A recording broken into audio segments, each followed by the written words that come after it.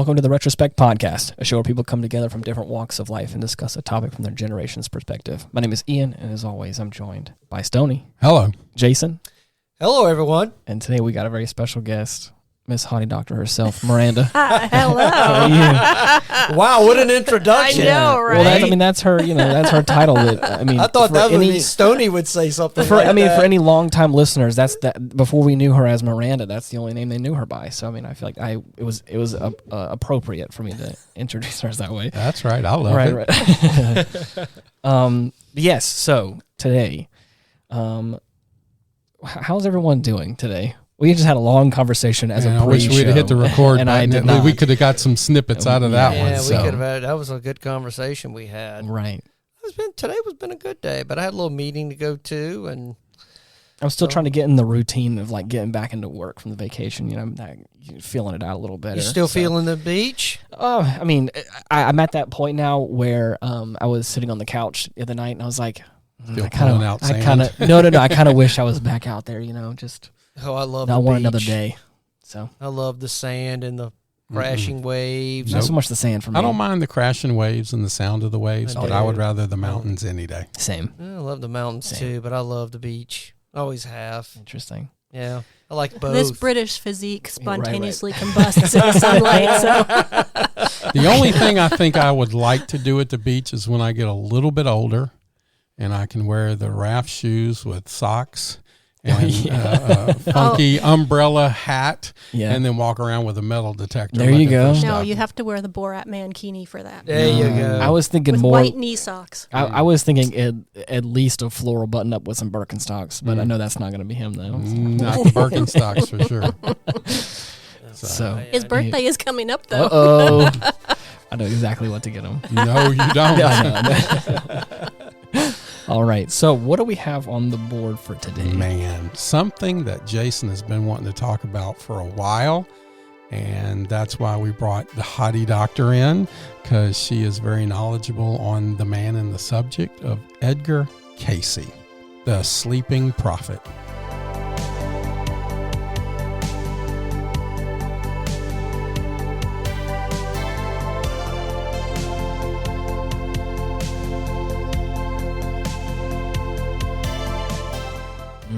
And the reason he got that name, Jason, is because of what?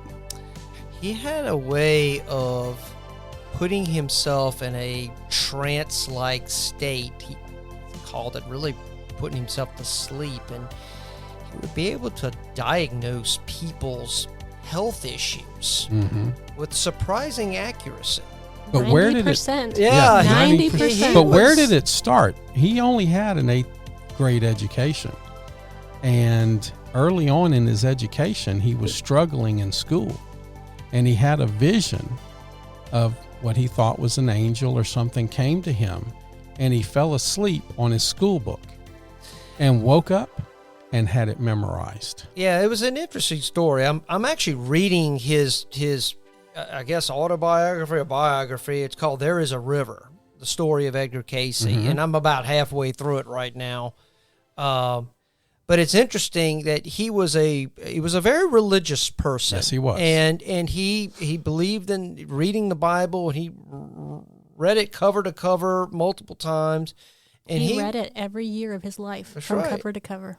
I mean, incredible. If anybody's tried to read the Bible cover to cover, that's quite an endeavor to do. But he did it.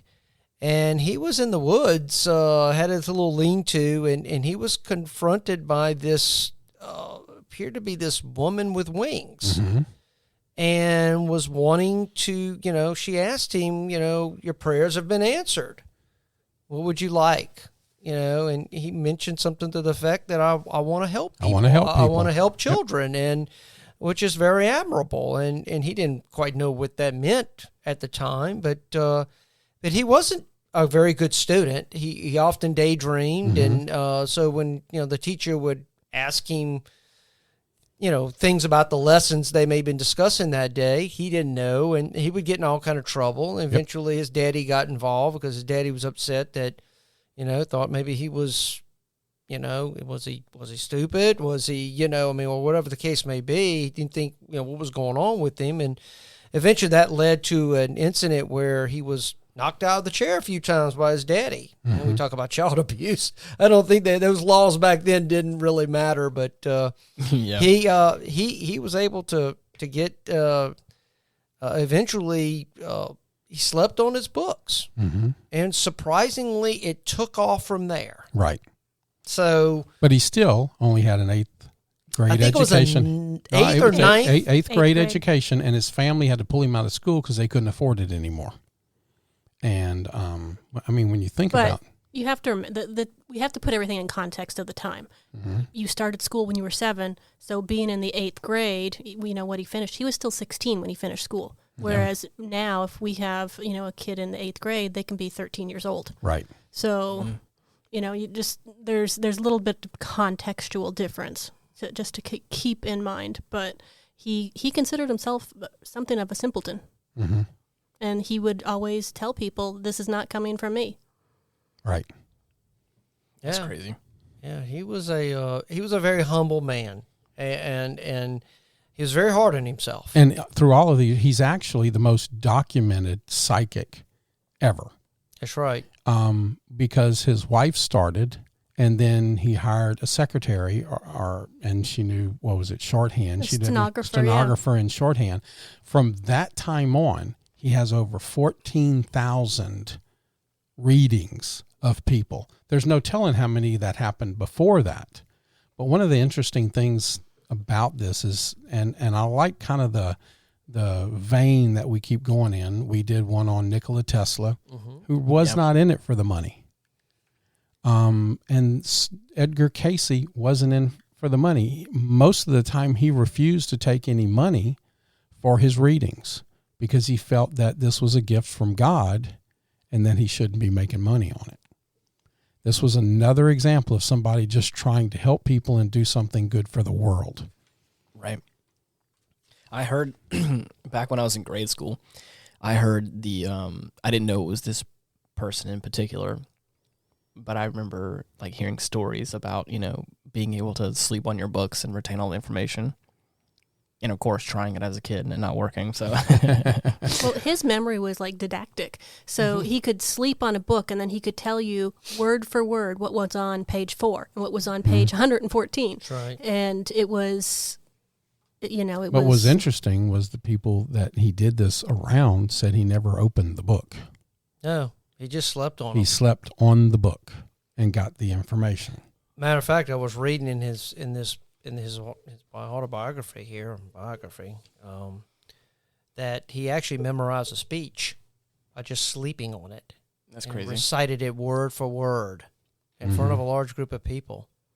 That book was actually written by during his lifetime, I believe. It was. But the author was a very good friend of one of Cayce's children. So it was the author had ready access to Cayce and to all the family stories, right. And it was interesting because that's considered kind of like the hereto guide to Edgar Cayce because it's one of the only ones that was written during his lifetime. Well, I think it was kind of funny reading some articles and things like that.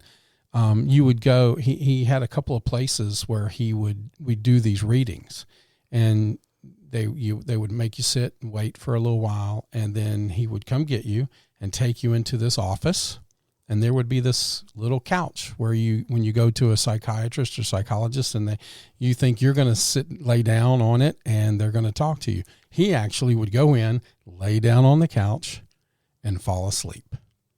And then in some other tone or voice would do your reading. And then you would get this information for yourself to take and go and do. And then that's why, because he ran into this one guy who was using it for nefarious purposes, wanted to know about gambling, the markets, and things like that.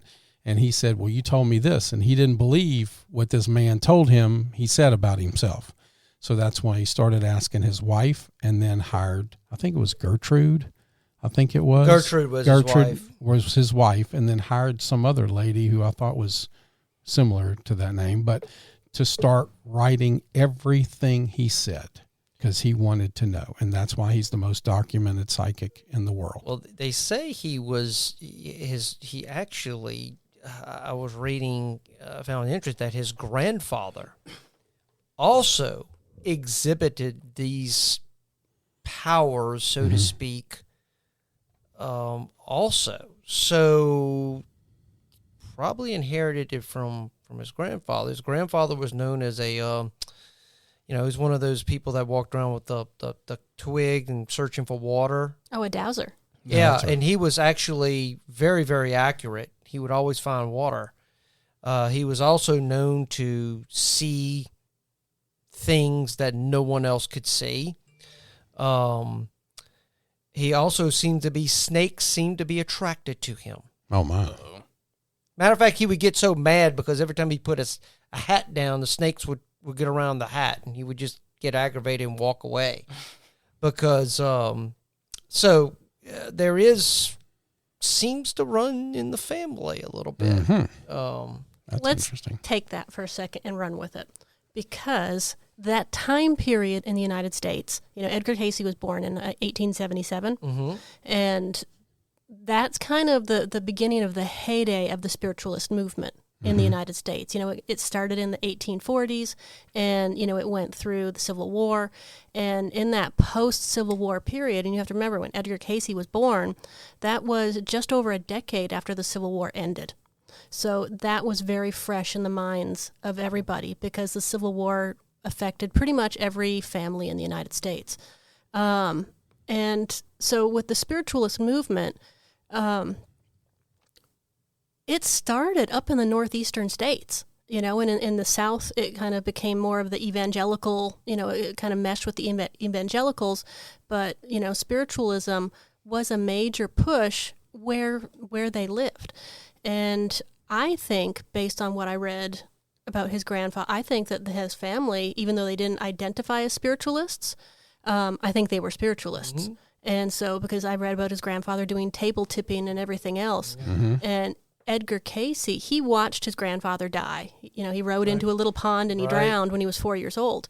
And then from that day forward, Edgar Cayce used to go out into the barn and have conversations with his dead grandpa. Yeah. So, that was one of his major guides through a lot of this process. And then, later on, he had the woman with the wings, and, and he also used to talk to fairies and, all sorts of other stuff. Children would play. I think it was another thing that, he would be playing with these kids that nobody seemed to be able to see. Yeah. It was like Americans as a whole, they were really looking for the kind of information that Cayce was giving because so many people died. It's like you have to figure people were dropping of tuberculosis left, right, and center.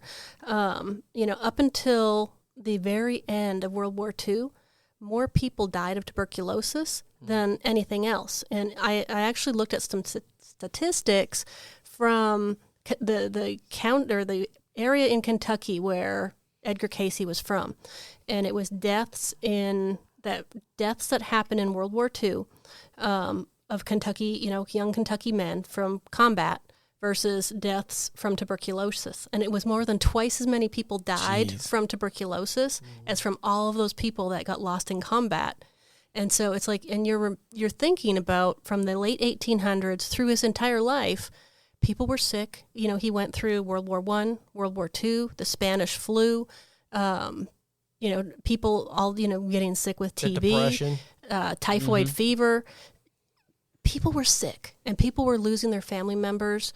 Remember, this is when funerals started for the first time, where we're embalming people, because people were dying away from home, and people couldn't comfort their loved ones. And so they would go to psychics, and they would do all these things, and they wanted seances.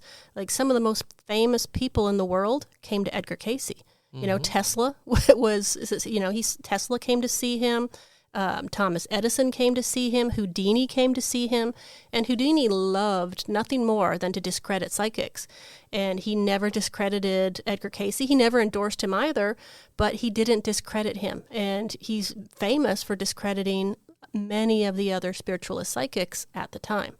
Henry Ford was a long-time patron of Cayce. And I think that he wouldn't have had all of those shakers, movers and shakers of the time coming to see him because if you get to that position in life, you're relatively savvy. Mm-hmm. You can sense when people are off, and you can sense when people are trying to manipulate you just for money. Sir Arthur Conan Doyle. I was fixing to bring him up. He was all part of these. All these people hung out together and talked. Even with we did a show on Arthur Stilwell. In the time, he was another one of these spiritualist type movement people, and there had to have been something to it. Because there were so many people involved. What happened? He was, he definitely, there was something going on with him to be right as much as he was regarding these health-related issues. Now, I think when you get beyond the health readings and you start getting to some of the other things. Well, he did prophecies too. He did predictions with great accuracy. Some of those, or he's not quite as accurate when it came to that kind of stuff that he was with his healing stuff. Well, I'm not so sure, because a lot of it was changed. He predicted the exact date of World War II. There's a list of things here. He predicted the Great Depression with great accuracy. He predicted that actually America would be a superpower before America was a true superpower. Just going down a little list here that Hottie Doctor printed out for me. So he also, and one of the things that's really amazing to me, especially with the health predictions that he did, was that blood would one day be used to diagnose pretty much all diseases. He predicted this. And that was a foreign concept at the time. Right. At the time, that was nowhere even near what they were doing, other than leeches. When Edgar Cayce, became an adult, only 48% of doctors in the United States actually went to medical school. The rest, were hypnotists, or they had mail order schools. It wasn't until 1910 when the Flexner Report came out that medical school education started to become standardized. So, that whole era, when you see the things like the P.T. Barnum and the snake oil salesman, that was rife. So when he was coming out with his health predictions or his health statements, he had a very high accuracy rate for those. And he even had doctors that took trains and everything to come and see him, because they were like, how is he doing this? And they came to discredit him, and ended up becoming his biggest supporters. Right. Because the things, he advocated a Mediterranean diet. At the same time, when you had people like Kellogg that wanted everybody to eat Wheaties so they wouldn't masturbate. And it was water. He was a big proponent of drinking lots of water before it was popular to drink lots of water. Wow. One of my favorite things that he predicted, though, was the assassination of JFK, and said it would be the mafia that did it. And a couple of years ago, Michael Francese came through and actually said that was the mob that killed JFK. They proved something I've been saying for years and years. He finally came out and said it. He also predicted the exact date the United Nations would be formed. The shifting of the poles, which was never even thought of until he said it, gave a date, and NASA confirmed that it shifted on those dates. And I really like the assassination of JFK, because that was even before his time. JFK wasn't even really born then. So he how also did he predicted know that the 44th president would be a black man. Did he really? Mm-hmm. I think I did read that. Okay. Wow. See? So there is great accuracy in that. I'm not saying he was, but he was a lot more accurate when it came to his healing readings than he was on the kind of the other stuff. Well, some of the other things that he said, like California falling off, he never gave a date for that. He just said it's going to happen. He also, maybe. He also thought the second coming of Jesus Christ would be 1998, I believe. Well, that didn't happen. So, I mean, we don't know if it has or not. I found a quote that he said, because he was of the opinion that prophecy was not set in stone, that it was malleable and that it was meant, he was given this information so that we could change it or we could avert things. Right. He said, just because what I said didn't come true didn't mean that it wasn't going to happen. It just means we fixed it before it got there. And for a lot of people, that would automatically discount Cayce in their eyes. Mm-hmm. Right. Because the view is, if you should be able to predict the future, what you say, if you can predict it, should happen. Right. But then, thinking in our modern heads, right. string theory and multi-layered universes and everything, right. Which one was Cayce picking up on? Yep. There could be divergent timelines. Like, who knows? It's easier to predict something in regards to health than it is something that's in regards to politics, right. Because one is more of a fixed thing and one is, more changeable. But it was definitely interesting. And I think that, certainly his prophecy didn't help him because financially he struggled his whole life. Well, he never wanted to make money off of this.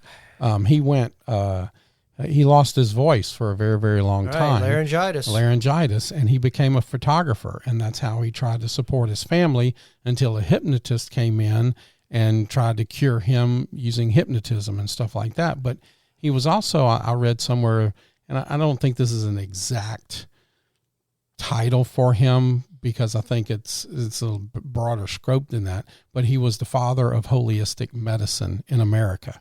Well, holistic medicine kind of has, the Chinese have been doing it for thousands of years, but he was one of the first to bring it broad scope to America. Drink lots of water, eat healthy stuff, get some exercise, and drink lots of water. Right. He believed in acupuncture. He believed in acupressure. He believed in one of the first people to bring in the chiropractic industry. Hey, this is something you need to do for a whole body and well-being. Right. And he just believed in that holistic view of, a healthy lifestyle. And a lot of people who started following that got healthy. Oh yeah, he was. I was amazed at the accuracy and the results. So I do believe he was able to tap into something. What that was, there's a lot of discussion about what exactly. Is there some source of ultimate knowledge that he can tap into? He had a name for that, didn't he? He did. He did. It wasn't brownies. But who knows? Maybe Arthur Stilwell also. That's what I'm saying. Maybe they were eating them special brownies. A matter of fact, I believe I mentioned this in another, I think it was under Nikola Tesla. Was it the Akashic Records? Mm-hmm. Yeah. Mm-hmm. So, and I know, Ian, you'd say, maybe we could do a whole episode just on that. For me, to bring it all back down to earth a little bit, like it's just so surprising how we even made it through like the middle to late 1800s, like in America. I feel like I just hear so many stories from like the Wild West and from times like just and even working into like the 1900s with the Great Depression and everything like that. It's like just the more and more I hear about it, I'm like, I'm surprised we're still here. Like, and like, at least on this side of the globe, I don't know if sometimes we look at the past as if it was like completely this barbarism and people were just, all they were doing is going around killing one another.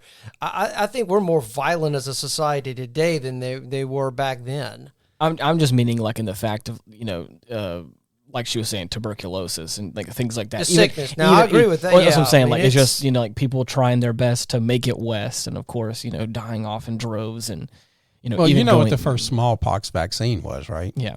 Well, you know what it was? What was it? I don't know. They slit your arm.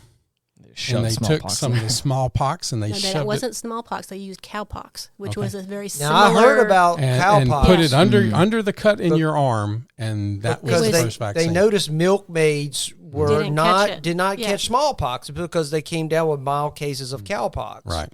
So weird. Isn't that just crazy? Like even going back to like the Black Plague, for instance, as well, just like things like that. These huge hallmarks of like fleas. I'm so surprised we made it through that, and here we are. Well, maybe that like flu, it's a what great was the big filter. flu thing where it killed Spanish flu yeah, killed 32 that's why we million really people. ended World War One. Right. Yeah. Everybody was dying from getting sick. It's almost like we're making it through these great filters or something. Right. You know? I like It that. could be our great I like filter. that. You know, just something like that. Just Look things at like Ian that. go, you the know? great retrospect. Like it just feels like COVID's another one of those things where it's like, you know, or I mean, these stop gaps of like, you know, potential things throughout history that are like almost got us, but our not own quite. great filter may be the mRNA vaccine and that the we thing did that- to ourselves. and the That thing or that, AI. yeah. and I was just about to say that one of the long parts of the conversation we don't need to get into is AI is another thing. Is like, will we be able to get through that, or will it just eventually be the thing that stop us all? Who knows? But, you know, So. I think Cayce, one thing I picked up on him and through the book I'm reading is he fought this in his life. Yes. He didn't really want it. He didn't know how to explain it, and he you know, he knew his limited education. He was dealing with, you know, a lot of doctors who were far more educated than he was, and I'm sure he had to deal with the smugness that oftentimes intellectuals will look at someone who is less educated. Sure. And He here was he is. a country farmer. Yeah. He was a country farmer. He wanted to be a missionary. Mm-hmm. Really, that's what he wanted to be. He wanted to be a man of God and go out there and help people. Unfortunately, you know, well, you say unfortunately, in his in his mind, he may think it was unfortunate that he had this, but you know, he didn't want all this attention. Mm-hmm. You know, he wanted to. Well, that attention is ultimately what led to his downfall. He only wanted to do maybe 2 readings a day, and with the Great Depression coming in, and then World War I or II, all these people started coming to him to get these readings on whether their kids were still alive or this was happening, and he just got pulled in so many directions, it just used him up. Yeah, I think tapping into whatever source of energy that he was accessing, it does. I think it physically it drains you. I think it kind of takes away some of your life. Maybe that's in some the price. mysterious way. Maybe It does. It's you know it Everything has a price, right? you know, power has a price. I mean, I can only imagine, you know, even people just nowadays being introverted or something, you know, being in a large group of people for a long amount of time can drain certain people's energy in a different way. You know, I can only imagine something even bigger than yourself, you know, what can that do to a person mentally or spiritually or psychologically, you know? Well, as time went on, he started, you know, as he increased the amount of readings that he was doing, he started to change the theme of the readings that he was doing because he still had a lot of people. Because I think I read somewhere that he received over 10,000 letters a year from people just wanting readings. And, you know, sometimes they would send cash in the mail and he would send it back until he delivered the service. You know, he was very, you know, he did not want to take money for anything. And he was actually arrested a couple of times.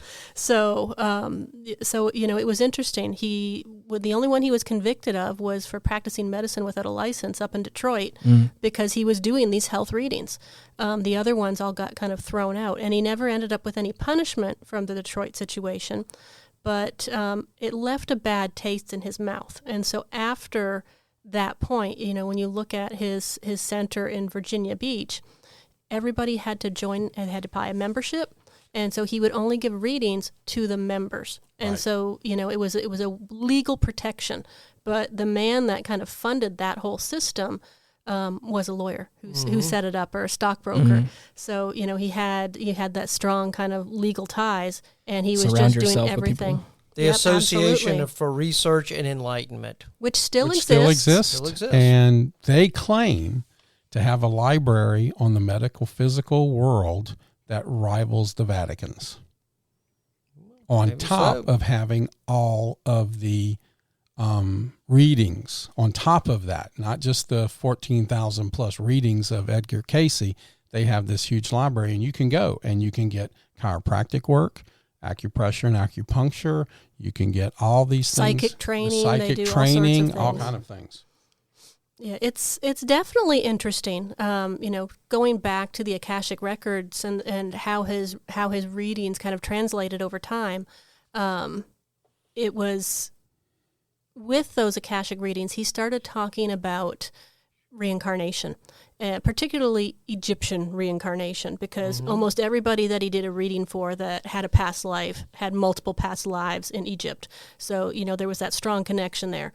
But that gave him a little bit, I don't want to say a crisis of faith, but once he started doing that, it didn't correlate with what he knew of the Bible. And even though that, I don't want to call him a biblical scholar, although he was probably much more educated in it than 99% of the people out there, it made him go back and study the Bible in even greater depth. And he did find a lot of references to reincarnation that then went and supported his belief, but it kind of got him excommunicated from his church at the time because that was heretical to say anything about reincarnation. Yeah. But, which actually the Christian faith is based on reincarnation. In a way, it is. If Jesus doesn't come back, yeah, but yeah, then we got a problem. Well, just to let y'all know, the Akashic records I actually wrote down because I want to know what exactly it was, and but I wrote down a definition. It's a compendium of all universal events, thoughts, words, emotions, and intent ever to have occurred in the past, present, or future in terms of all entities and life forms, not just human, thought to be encoded in a non-physical plane of existence known as the mental plane. And there are anecdotal accounts, but no scientific evidence. Sounds like AI. Who knows? How about that? Maybe there is somewhat of a connection there, but yeah, he really. I mean, Cayce did. I mean, toward latter parts of it. I mean, some of the controversial things he talked about was the lost city of Atlantis. Yes, he was big on that. Yeah, he had over 700 readings on Atlantis. Yes, I think he mentioned that the Atlantis would be discovered and was it 1963 or something. When they found the Bimini Rocks. That's when they found the Bimini Rocks. Yep, that's right. The Bimini Road. But another thing that's very controversial, which also goes against pretty much any sort of Christian teaching, is Polygenism, if I'm saying it right. Basically, he said that 5 races were created, not one race that evolved into the various groups that we see today. One was white, red, black, brown, and yellow. They were created separately and simultaneously on different parts of the earth. That actually goes against pretty much any sort of Christian, no matter what denomination you may fall in, that kind of goes against that. That was kind of a common belief at the time because Theosophy had the same thing, and so did Steiner. So he wasn't unique with that. But he also said that there was going to be 2 more additional races that were going to pop up in our timeline. So we're waiting. Yeah, maybe that's the AI. He's like, stop, please. He believed in aliens, the existence of aliens, and he also soul-like entities intermingled with animals to produce the giants as tall as 12 feet. Yikes!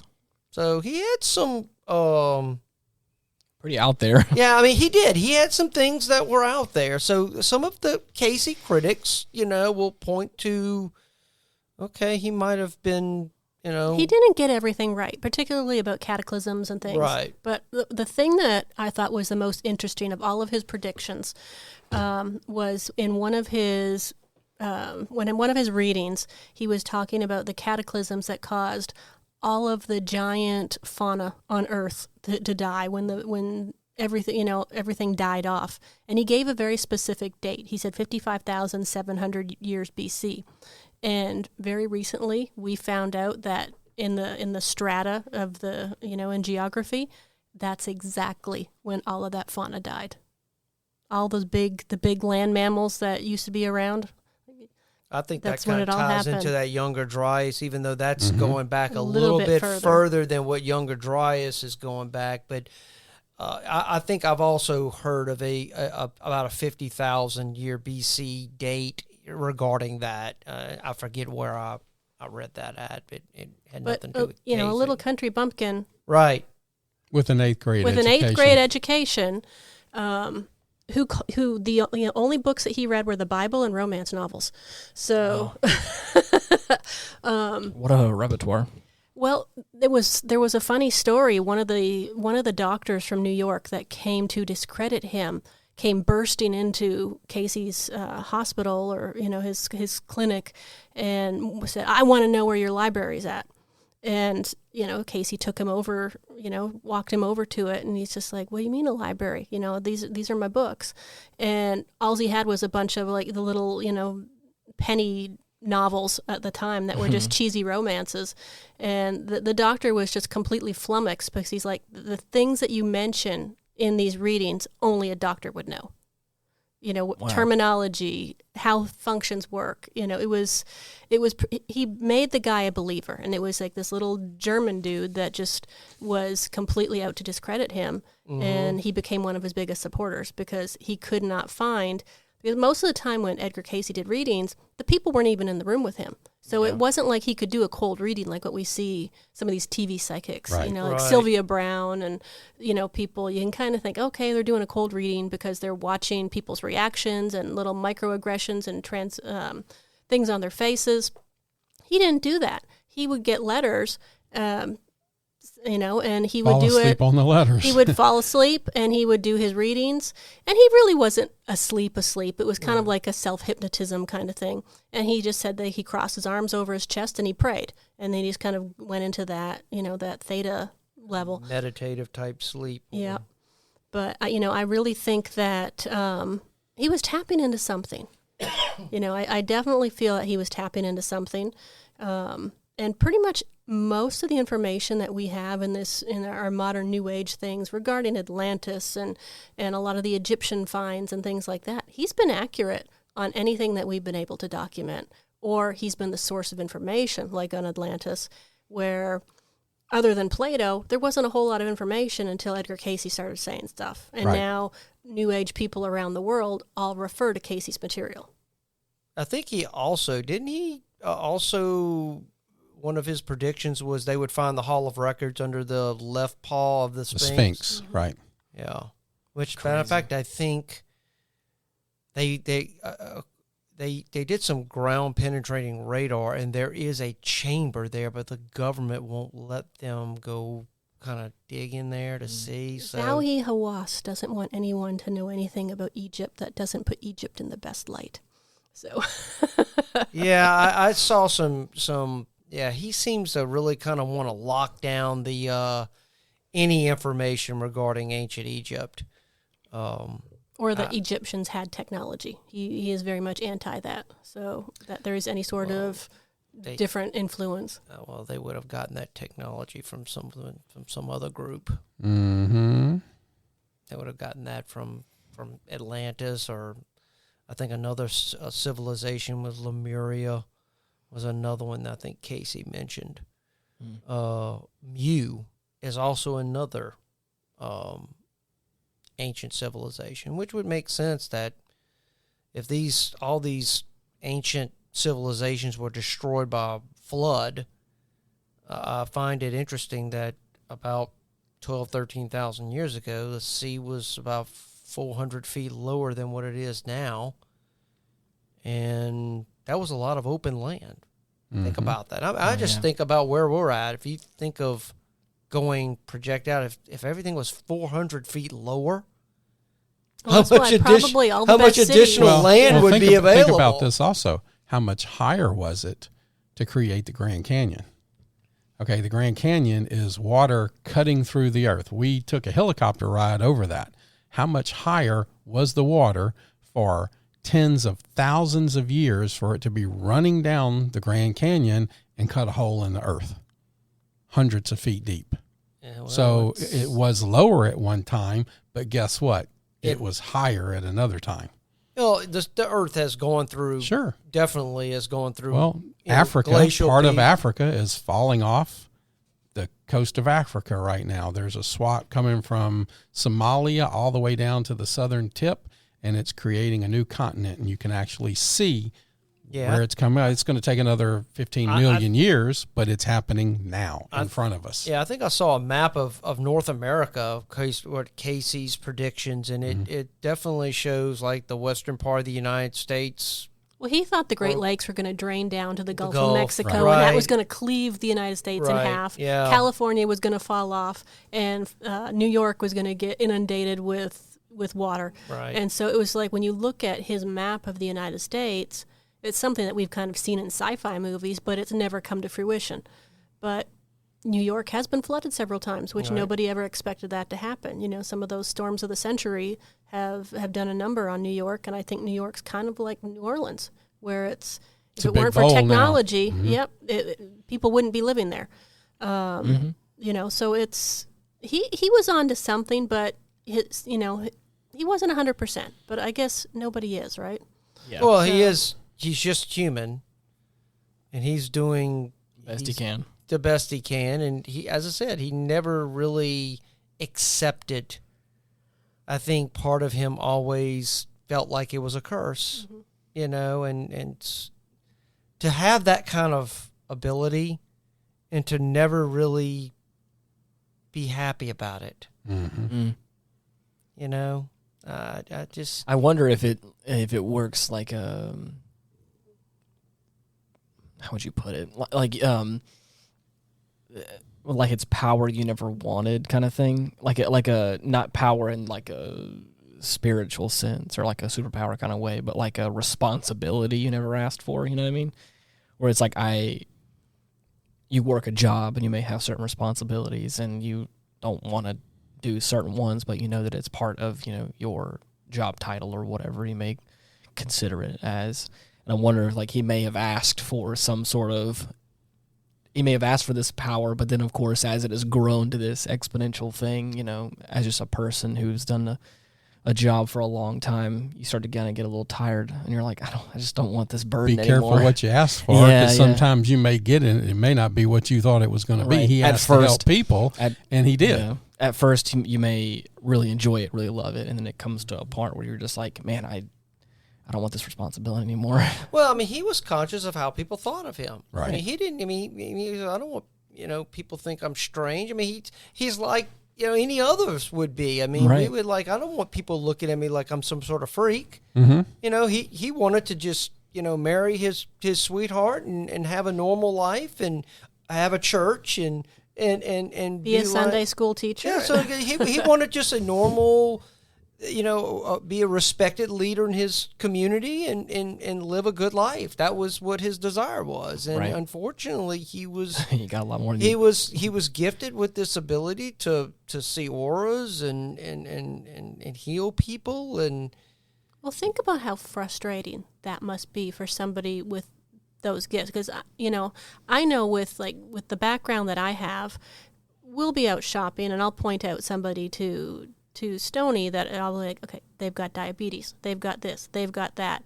I'll see moles on people, and I know it's a cancerous mole or it's a precancerous mole just because of how it looks. And you're like, do I tell them? Do I not tell?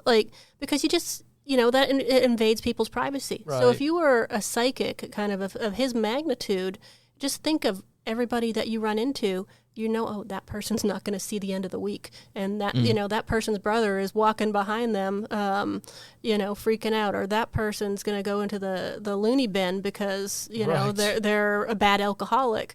Like, can you imagine just seeing that amount of information about everybody that you come across? It had to have been overwhelming. Yeah, I don't know how I would handle that. I mean, I don't know how to interpret that and kind of live, because I mean, once you kind of go there, you never really can come back. Mm-hmm. I mean, you're indelibly marked, and you're going to be different. Mm-hmm. I mean, and then especially once a few people, you do something and it works, and then all of a sudden people are starting to clamor for you, and then all of a sudden the critics come out and the skeptics, and and everything else, and you never really have a normal life again. Even Jesus said, don't tell anybody about this. Yeah. Okay, he cured somebody of blindness. Don't tell anybody about this. He rose somebody from the dead. Don't tell anybody about this. He didn't want it to get out. What did they do? They went and told everybody. I think the kind of, I mean, he was a clairvoyant, and that's kind of an umbrella. But I think it was ERV was what his ability was called, extended remote viewing. It's a type of psychic experience where the body's asleep but the mind is awake, and you receive psychic impressions from the target. So, like for example, they would give him an address, and then he would say, "Okay, I have the body," and that's how once he was there, and then he could see. I think there was one incident where there was a cure for something, and there was a certain place where this would be found. And when they reached out, it was like in some other state. And the druggist there said, no, we don't have that here. And he actually identified the shelf like in the back where it would be. Wow. And the druggist goes, it's here. So, I mean, there was something. Now, who this lady with the wings said that your prayers have been answered and you want to help people, well, aliens. I'm kidding. I'm kidding. It might be aliens. I don't know. Right. For me, I know, kind of to go back a few steps, like, I mean, even as just a musician, like it gets hard, attending a concert in some way, or, having done something to that magnitude, going to something a little smaller is a little bit harder to, just to sit back and not get involved, because I'm like, I know how to fix that. I know how to do this. He's having a little trouble with this. I can make that happen, whatever it may be. So going back to what we were talking about before, like maybe not in a medical sense, but in a stage production way, I'm sitting here trying to enjoy this show or whatever it may be, and I'm like, oh, if you just did this, it would be better. Or if I was there and I just handled that, it would be. But he always operated from a position where he wanted to help people, and that was consistent from his very first readings all the way through his life, as he always wanted to help people.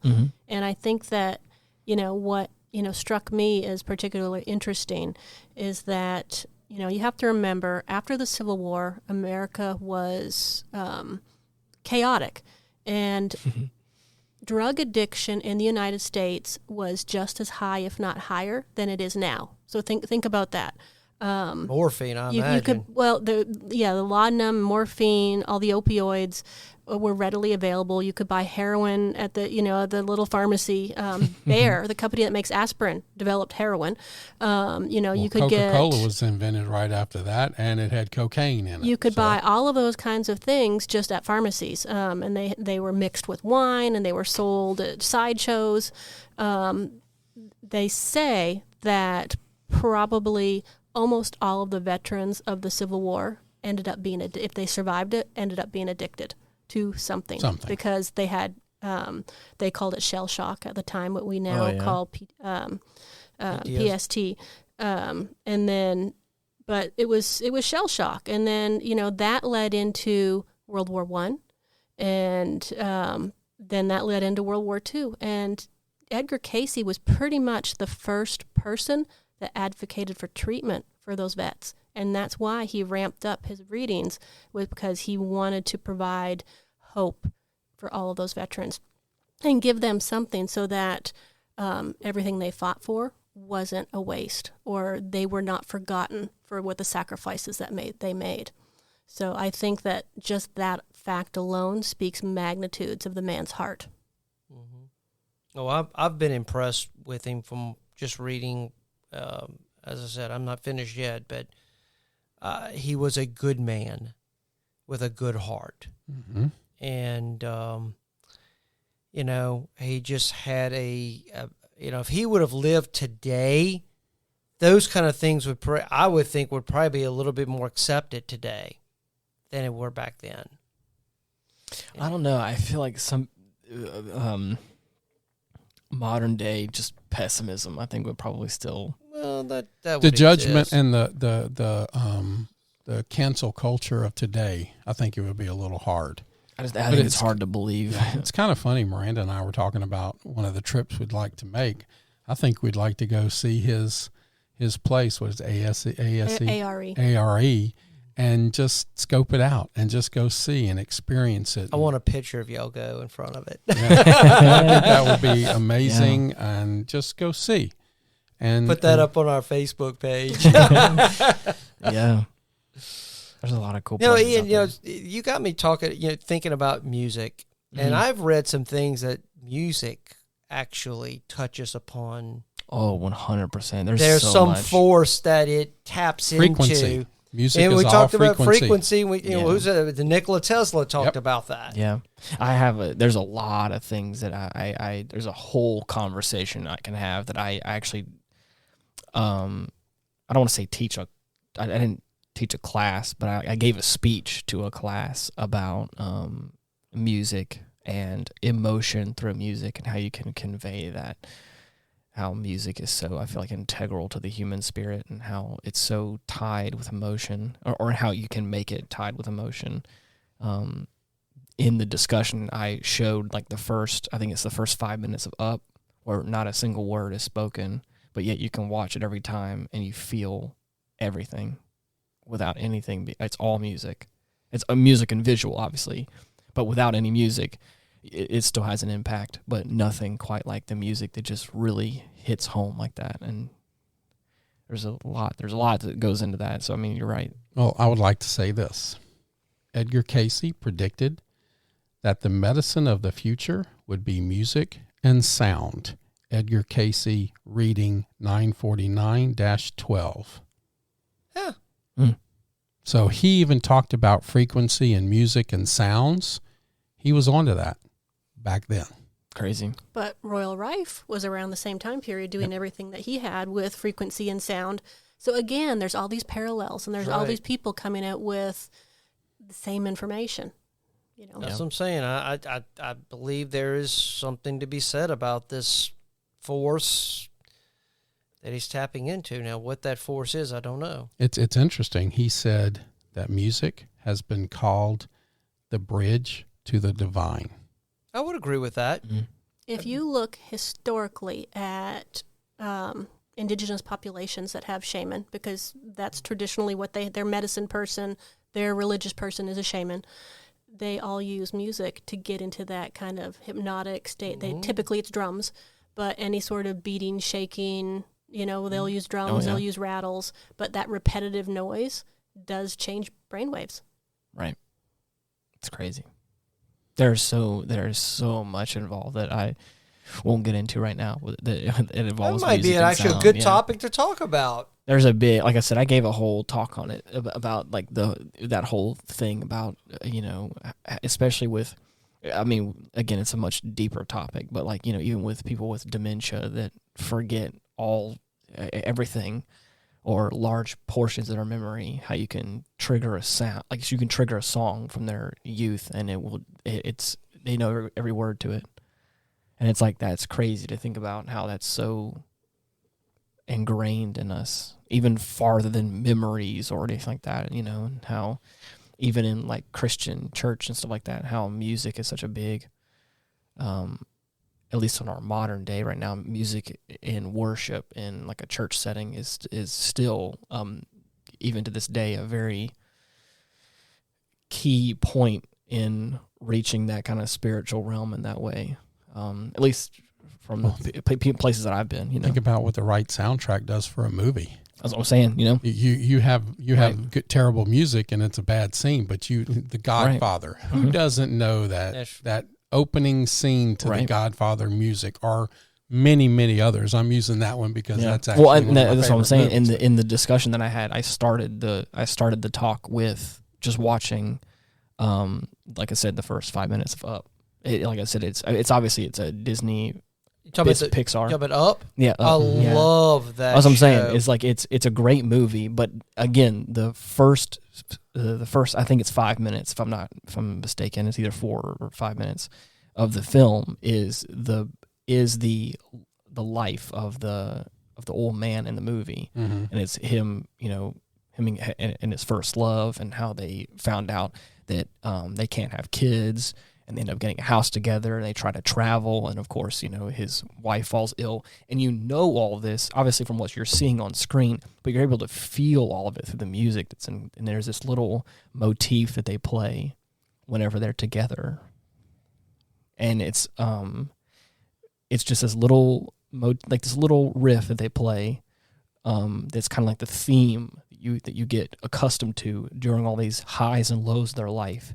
And at the very end, when his wife passes away, they play it, and they play it so slow and so intentional. You just feel it. It hits you. It hits you every time, and you can listen to it without any music, and you can still feel that emotion.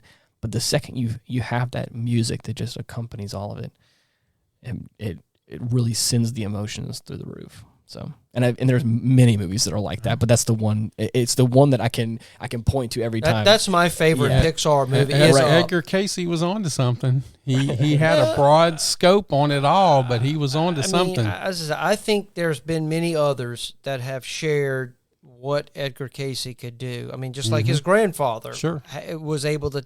He didn't understand it, and probably didn't really explore it very much. But yeah. I just, I don't know what it is. Is it something about someone's brain? Yeah. Is the antenna tuned? Well, I'd like that to meet others this lady just with don't wings. have. I'm just saying. You what? No, I'm sorry. I would like to meet the lady with wings. I thought you already met a lady with wings. Oh. No, that's the old gypsy lady. That's a different wings. The lady in the story of Angels and Demons, she didn't have wings. No, I was talking about when you had your death experience. Oh, that's a whole nother thing. Well, there's a lady with wings. Yes, but there you go. Not she didn't make me any promises. I see. Maybe you didn't stay dead long enough. She was like, ticket, please. Right. It wasn't the correct alien that was actually what it was, Okay, let me rephrase. I would like to meet Edgar Cayce's. There you go. How about that? Right. Well, she granted him his wish. Yep. For good or for bad. That his prayers have been answered. Well, I think I've used all my wishes up when I got Hottie Doctor here, so I get no more wishes. So no more wishes. Don't pass go. Don't collect what is it? $100? $200. Yeah. Well, in any event, I think Edgar Cayce left one heck of a legacy. Oh wow! Yes. That we'll be talking about him for many, many more years. I mean, he's been dead for over 60 years, and there's still his hospital, his school, his foundation. Yeah. Everything is still running. Right. More so now than it was then, and people are still coming from all over the world to check his stuff out. And he never claimed to know everything. His whole thing was research, and that's even in the name of his organization, was because he thought that you should always be questioning and you should always be researching. Yeah. Yeah. Yeah, he's a I'll be very curious. I haven't read all his predictions and readings, so there may be some things still yet to come. Yep. That's the hard part with some of that stuff, especially when you start making predictions of the future, is like it gets in that slippery slope, like we've already kind of touched on a little bit already, is once you start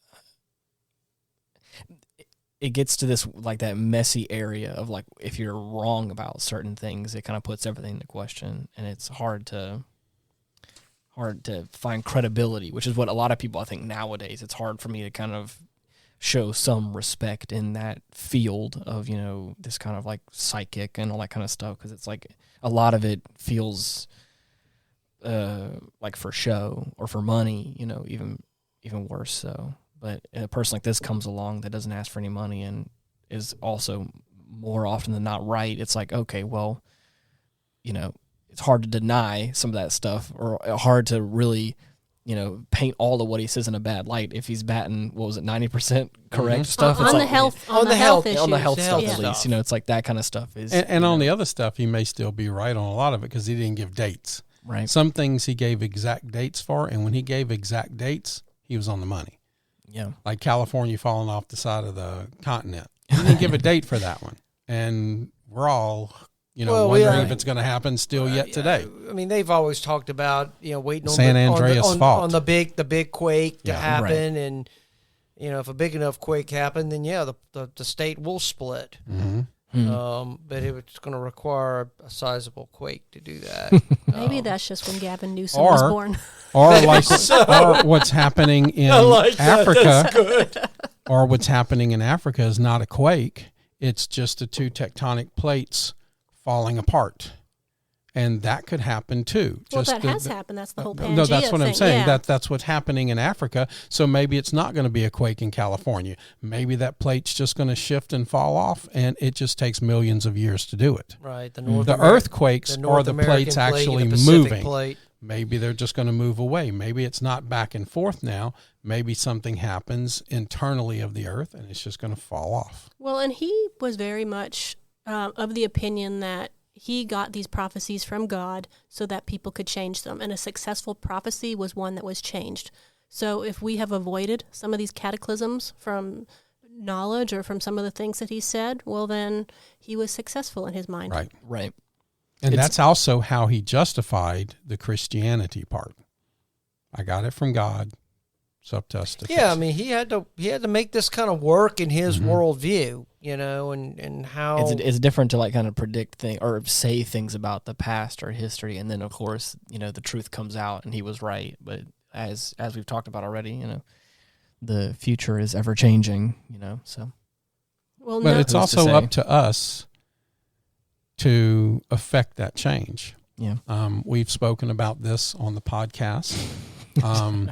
The Miss Doris was a prophetess at the church. Right. And she predicted Miranda. She predicted this podcast. She predicted the fact that X-Man and I and you would be doing a Bible study.